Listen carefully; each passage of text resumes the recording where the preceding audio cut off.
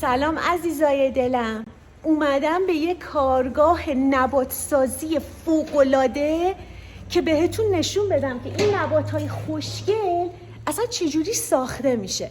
همراه من باشین در این ویدیوی خیلی خیلی خوشمزه. همراه من باشین، دهنم هم اینجوری چرخید.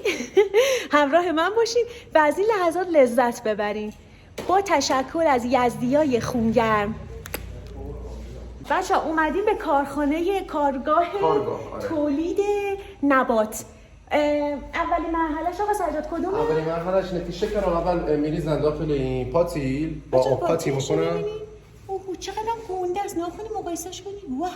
خب بعدش چی میشه؟ با آب قاطی میکنن، میذارن جوش بیاد و تبدیل میشه به شیره. خب این شیره رو توی ظرفای خاصی میریزن، میره تو این گرمخونه که گرمخونه رو میشه ببینیم.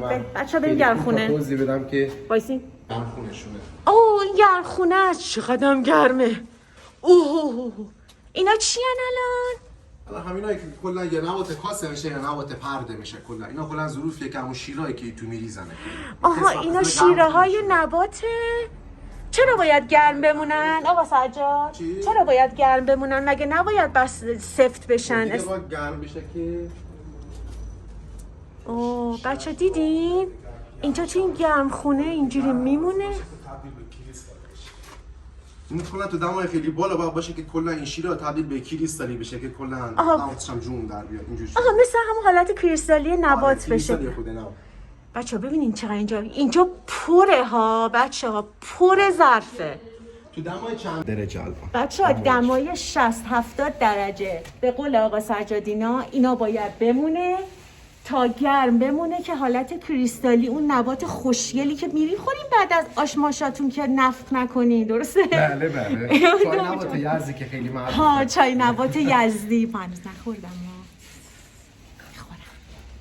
خب اینا آقا سجاد اینا کدوماست؟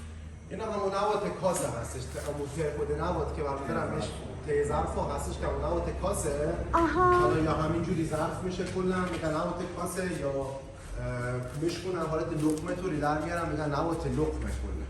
الان چی میشه؟ کدومشه یعنی در حقیقت؟ یعنی ببینید اینطور بهتون میگم این خود نبات پرده هستش. یعنی چی نبات پرده؟ نبات پرده روی نکوده اون ظرفا اون نباتی که در میاد این نباته. حالا که کریستالی و نگینیه تو بهش میگن نبات پرده میگن اصطلاحاً. آره حالا این زعفرونیه خاطر این رنگش. این به خاطر بچه‌ها این حالت کریستالی شده به خاطر همون دماییه که دیدین. درسته آقا سجاد؟ درسته؟